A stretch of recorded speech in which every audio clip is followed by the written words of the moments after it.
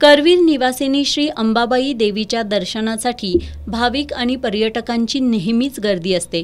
भाविक आणि पर्यटकांच्या गर्दीमुळे बिंदू चौकात वाहतुकीची कोंडी होत असते।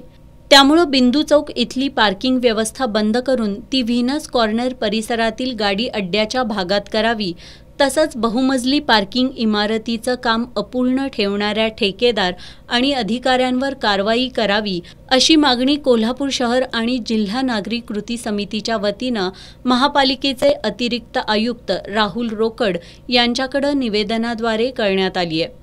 पंचगंगा स्मशानभूमीमध्ये मृतदेहांच्या अंत्यसंस्कारासाठी गॅस दाहिनी बसवण्यात आली होती। मात्र ही सुस्थितीत असणारी गॅस वाहिनी काढून या ठिकाणी नव्यानं 1.5 कोटी खर्च करून महापालिकेला खड्ड्यात घालण्याचा प्रयत्न होतोय। या प्रकरणी अधिकाऱ्यांची चौकशी करून त्यांच्यावर कारवाई करावी। शहरातील अतिक्रमण हटवण्याच्या मागणीकडे दुर्लक्ष करणाऱ्या अधिकाऱ्यांवर कारवाई करावी, या मागण्याही निवेदनात करण्यात आल्यात। या मागण्यांबाबत योग्य निर्णय झाला नाही तर उग्र आंदोलन छेडलं जाईल, असा इशारा देण्यात आलाय।